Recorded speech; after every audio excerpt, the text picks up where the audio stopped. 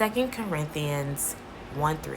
Blessed be the God and the Father of our Lord Jesus Christ, the Father of mercies and God of all comfort. You depend on my weakness, satisfying you while I keep bleeding. Hey y'all, welcome back to my channel, and I am here today to talk to you about how to become a notary, a Florida notary, and how to become successful in your Florida notary career. All right, so if you don't know, I've been a Florida notary for about 2 years now. This is my second full year being a notary. I became a notary, I want to say November of 21. I was actually a notary before when I applied at the post office, but I never did anything. That was like when I was 19. But I reapplied 2021 and then became a notary, and I've been working under that as well as with all my other jobs. So if you want to learn how to be successful, continue watching. I'm gonna give you steps and tips that I've done, and hopefully it's helpful to you. So in Florida, there are many sites that can help you become a Florida notary. But they are very expensive. So I would recommend two sites. Obviously, I want to say the Florida government website. I'll put the link in the bio, or I'll also put like a picture right here just so you guys can see it. And that is the most cost-effective way to do it. This, if you guys see me looking down, it's just because I wrote notes, so I just want to make sure that you guys have the most accurate information, because again, this was 2 years ago, so I forgot some. But you can go on that website, and I think to do everything, it's around maybe, I want to say $75, but this is a little bit more scattered. The first thing you have to do is take a 3-hour notary course. In Florida, it might be different for different states, but you have to find a place that takes it's an approved educational course. So a website might say you an unapproved one, but it has to be approved. And after you take the course should be free. I'm pretty sure, like, for the state, you can do the free course. That should be no cost. And then you have to find somewhere that will give you a 7,500 surety bond. I'm probably mispronouncing that word, but it's a bond that helps. It's like an insurance, just in case you accidentally stamp something incorrectly or falsely, and somebody decides to take it against you or the state, because you are a representative of the state when you become a notary. That's just in case anything like that happens. Every notary has to have one. So usually you can find places, and they'll, like, wherever you can take out a bond, but it has to be a surety bond, and it has to be an approved agency. So the Florida website usually has lists of agencies that are approved, so you can also take out bonds with them, and that's usually by itself $25, I think. And the application fee to do it is $39 through the state. So roughly around $65-70 to do it that way. Me, I went the other way. I did mines through the NNA, because I didn't want to go around looking for all this stuff. I wanted to find one website where I could just put in my information, take the test, print out my stuff, and send it to the state. And that was the easiest way for me to do it. I didn't want to just scatter my brain, so I went through the NNA. So the NNA is the National Notary Agency, I think that's what it's called, .com, and they have different packages. To be successful in your notary business, to be honest, you just need the basic one. You don't need to get all this stuff, like study guides and whatever. The test is really kind of common sense. It really didn't, I finished it in less than 3 hours, to be honest. Sorry for all the ums. I'm just trying to like rethink. Um, and that course was 140. Also, so if you're willing to pay that 140 and change, it should be fine. They also have like an EAO insurance. You really don't need it unless you're going to be aggressively taking on notary signing and notary stamping, and loan signing. But if you just want to have your notary just to have it as a second, I really don't think you need the EAO insurance. It's good to have, but it's not really that big of a deal if you don't have it. All right, so those are the steps that I took to be, and also it usually, once you send your application, it takes around, maybe I want to say 2 to 3 weeks till you get your stamp back. I actually have my stamp right here, and you can see, I don't know if you guys can see, but it will tell you where you got it from. So mine's definitely says at the bottom, it gives you your account number, and oh, sorry y'all, I'm trying to focus. I'm doing this on my phone. Sorry, but well, I'll take a picture of it. But yeah. Oh, but you could definitely see that this one's the one from the NNA. I have another stamp, but it's in my purse in my car. I suggest you, if you're gonna do stamping for real, get 2 stamps.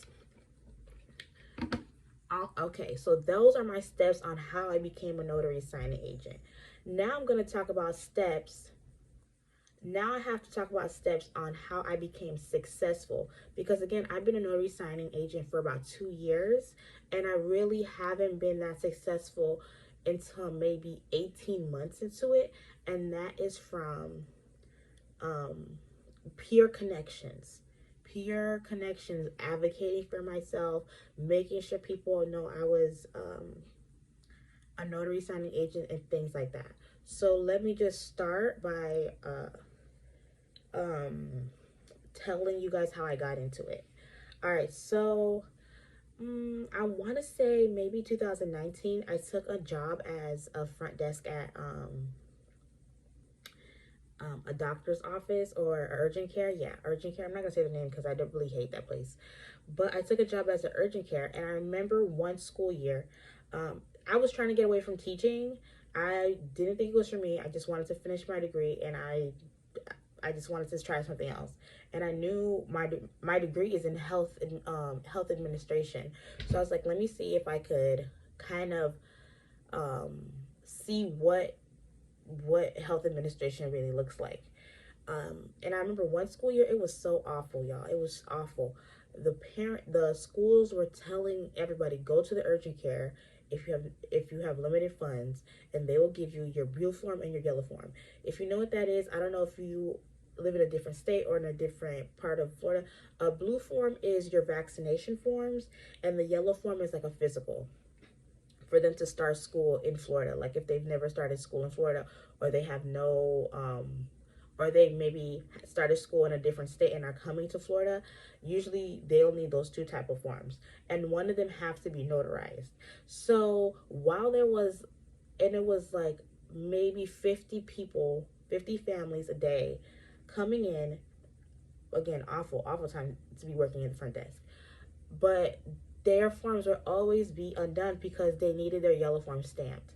So I noticed that, and I was like, okay, that's such a big chunk of change that nobody's being able to collect. Because think about it, 50 families in one setting, a notary can only charge $10 for a stamp. But if you are a traveling notary, remember that. If you're a traveling notary like I am, I charge the $10, but I also charge a traveling fee. So if I am traveling within, I think my listing is within 15 miles, it's an additional $15. Like if I'm driving to you within a 15-mile radius, it's from the top of 15 miles. So that means if I am driving, it's automatically $15 additional. So remember that for whenever you start doing your business, y'all. traveling fee. That's how you are able to, because people will ask you, they'll be like, oh, aren't you, isn't it supposed to be free? No. Isn't it supposed to be $10? Yeah, maybe if I'm sitting down and you caught me somewhere, but if I'm driving to you, it's not 10, 15, nothing. None of that. But yeah, so when I seen that, I decided that I wanted to become a notary. And so I applied, I did it. I saved my little coins, became a notary, and I also printed out business cards. This is my old business cards. I have new ones. So this is my old business name. I actually dissolved this business for personal reasons. Um, and it just tells you all the things that I do: 24-hour notary service, remote notary, loan signing, and immigration forms. You can get all these resources on NNA as well, just in case you want to look. That's also how I make money through all of these services. All right. So again, advocate for yourself. Um, and then finding a second thing is you need to find a need. Obviously, when I seen those parents looking for notaries, that's when it clicked in my head that there was a need for notaries in places where there is a service being done. So maybe hospitals, schools, banks. A lot of people just already automatically think like, there will be one at a bank, but sometimes they're not. Actually, funny story, I remember a parent was looking for, I was outside with my grandmother one day, sorry, not night. And the notary that was in the in the bank at the Chase Bank was not there. I think they were on lunch or something. And the mom was so frustrated. So I said, man, I called her and I was like, you looking for a notary? I stamped her kid's paper and I gave her a business card. Girl, why did she send two of her relatives to me? Like the next week, made $150 helping them off with these forms that were like, took me 5 minutes to do. So yeah, advocate for yourself. This is an advocating type of business. And um first things first, I'm sorry, I'm all over the place. First things first, once you get your stamp, make sure you have your what you want to do. Always let them know that there's a notary. Always, like, I know people are afraid to say what they do because they might be embarrassed or whatever, or they might be ashamed, but always let people know that you are a notary signing agent. I've worked stamping at soccer games. I've done safety patrol trip things. I've done it for my school and I've done it for other schools in a different county. Um, I've done it at a real estate agent's. I've done it at a will signing. I've done a lot. I've done at what is it? It's not like a will. It's like power of attorney kind of thing. Yeah. And these are all from conversations branching out. So I'm going to tell you guys a quick story as well on how I started off with translations, because translations is the last thing that I did. I didn't even think about being a translator because my Creole is so broken, it's crazy. But last year, May, I got into a car accident, a really bad one. Like, I literally had just bought a new car and I didn't even make my first payment and my whole front was gone. So I was like that, and they hit me. It was a really bad accident. They hit me at a red light. My whole car was totaled. It was such a big thing. So my best friend's cousin, Clara, shout out to Clara. She actually was working with a law firm because she had got into an accident maybe like a month before or 2 months before, and she gave me their information. So when I started writing out my information, I didn't want to give them my regular email, because my regular email is like my email from middle school. So it kind of sounds it's like that girl 94 whatever. So I gave them my professional email, which is my first and last name .notary at gmail.com. Again, advocating yourself, advertising yourself, letting people see what you have and what you're able to do. So within that process of doing everything, the lady was like, oh, you're a notary? And I was like, yes. And she's like, oh, okay, I didn't know you were a notary. Now the front desk, the lady that was helping me, the paralegal, she's also a notary. as well. But I think something happened to where her license was about to be up. So I did a couple stamps for her, and in that moment, they had somebody that wasn't able to speak wasn't able to understand what they were saying. So I was trying to explain it to them in Creole. So she's the one who offered me. She was like, can you do a couple of translations for us? Because we have a lot of Haitian clients and we're not able to have them fully understand what's going on and what they are able to get. And we're having a hard time communicating. Even though they love the service, they're not able to fully provide the information that these Haitian clients need. And I was like, yeah, that would be perfect. Honey, I went home, put it on my list. What was I able to do? What was I able to translate? What was I able to start? I went to all my Haitian family members and I asked them, what is the biggest concern and stuff. But yeah, that's been very lucrative for me in that law firm. Now, people might say it's, luck and stuff, but it's not. And with that translation being done,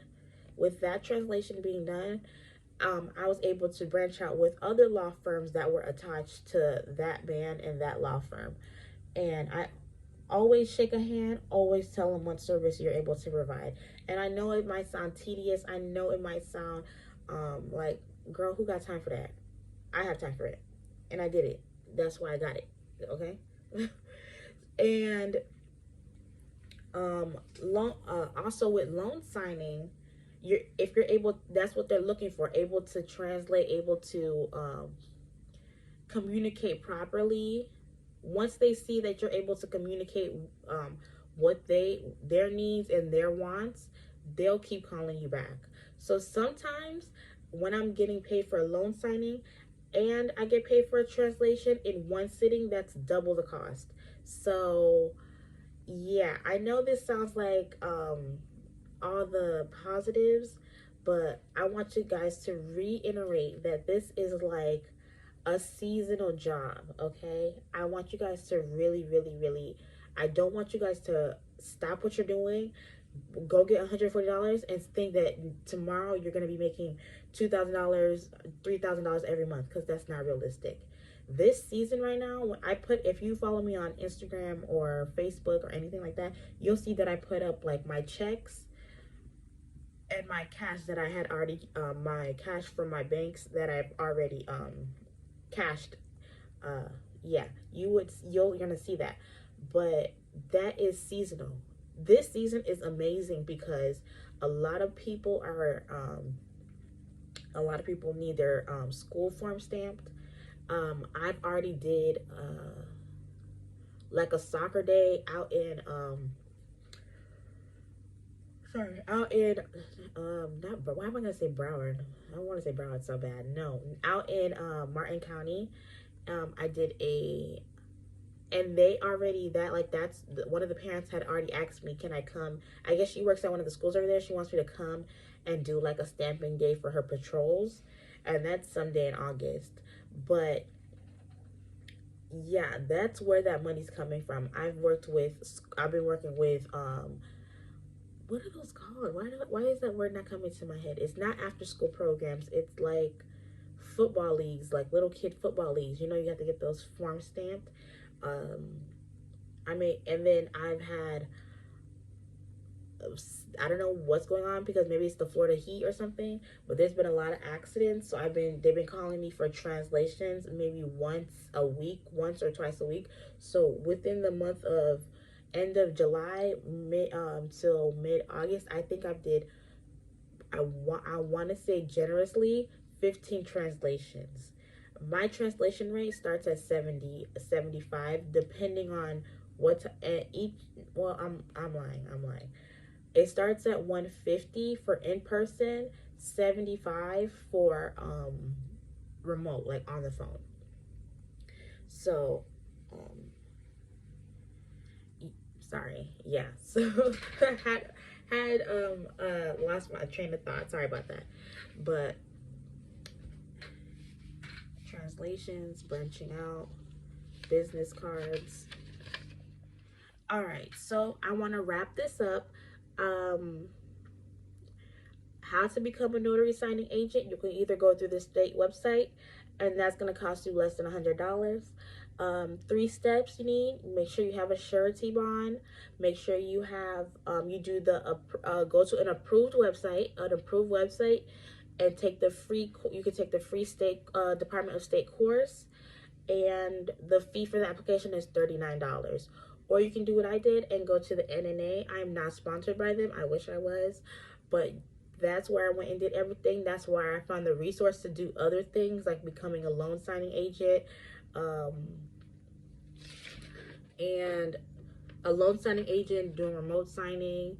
Again, you can do those courses with the state, or you can do them with NNA. I just chose to do NNA just because it was a better cost. I mean, a better place of resources for me. All right. And then how to be successful in your notary signing business. 1, advocate for yourself, promote yourself, and show them that you are, put yourself in a position to where you can be an asset to them. So if you work at a doctor's office, even if you're a nurse, let them know that you're notary. They might call you upstairs because they need someone to notarize one of the wills or power of attorney or anything like that.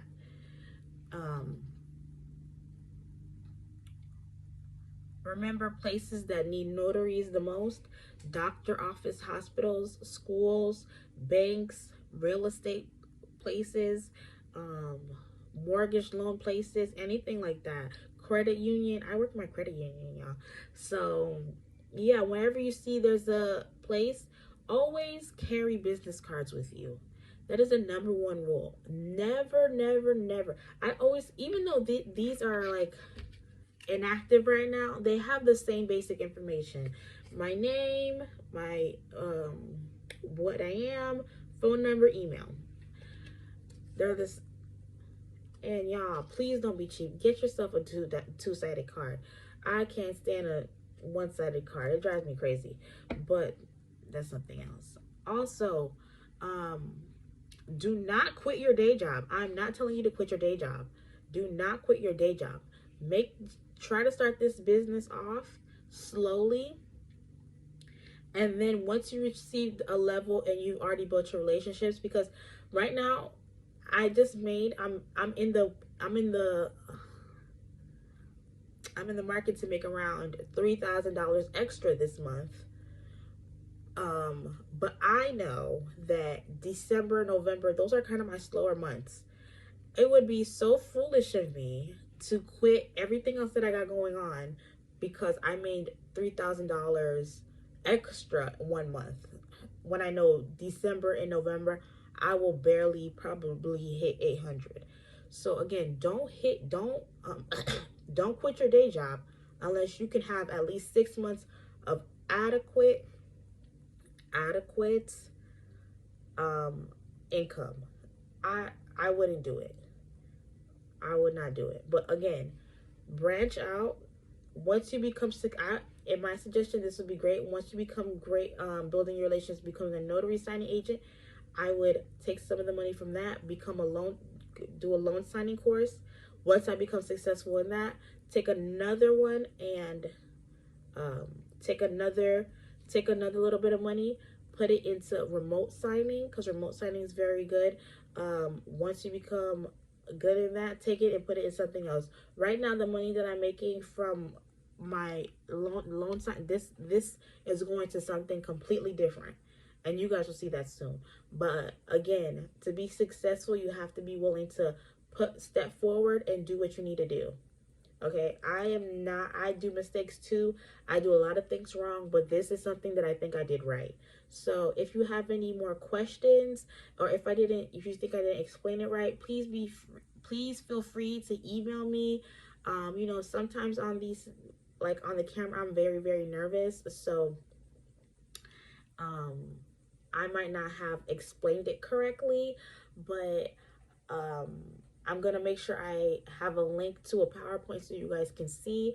I also am going to have a link to some of these websites and free courses down in the description box. Let's get this money, guys. There's no reason that none of my friends, family members, anything like that should be like done. Now let's get this money. I don't even do this is side note, I don't even do soccer and like sports events in my county because I really want my friends who are moms and dads and I know that do have their kids in sports to be able to branch out to areas where they're comfortable. Like, let's get this money, guys. Sorry, I thought I saw something. But yeah. So um sorry y'all. So that's all I have to say. Again, if you have any questions, anything like that, feel free to email me. You guys can email me at my business email. I'm gonna give that to y'all in the description below instead of my content creating email. But yeah, come back. We're gonna have a lot of financial talks, how to be successful, and I hope we get to grow together. Thank you so much for watching my channel, supporting me. You depend on my